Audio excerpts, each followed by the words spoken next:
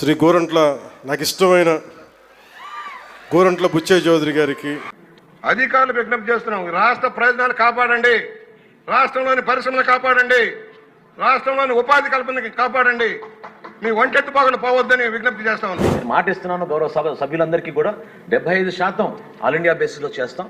25% తప్పకుండా రాష్ట్ర ప్రభుత్వంలో ఎంఎస్ఎంఈ యూనిట్స్ ని ప్రోత్సహించే విధంగా మేము ముందుకెళ్తాం అధ్యక్ష. వారు రాసిస్తారు, మీరు చెప్పేస్తారు, మేము వింటాము, ఇంటికి పోతాం. ఇంతేనా?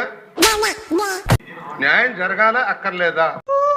వాళ్ళు అసలు మీ డిపార్ట్మెంట్ దగ్గరికి వెళ్తే అసలు మీరు మీ రిజిస్ట్రేషన్లోనే లేదు పోమన్నారు, ఎస్ఎంఎస్కి అవకాశం లేదు పోమన్నారు, మీ దగ్గర నీతి వ్యాఖ్యలు చూస్తున్నారు. మనం తగ్గాలి తప్ప ఆయన తగ్గడం. ఓకే సెకండ్ అండి, ఏదన్నా పని మీద వెళ్తే డిప్యూటీ సీఎం గారి పేరు చెప్తున్నారు అధ్యక్ష.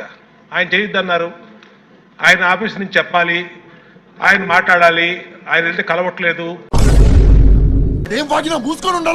కింద పడతాం మీద పడుతున్నాను, ఒక మాట అనొచ్చు, ఇంకోటి అనొచ్చు, నాకు ఏం అభ్యంతరం. కానీ మనం బతికుండాలంటే వాళ్ళు ఏం చేసినా మూసుకొని ఉండాలంతే.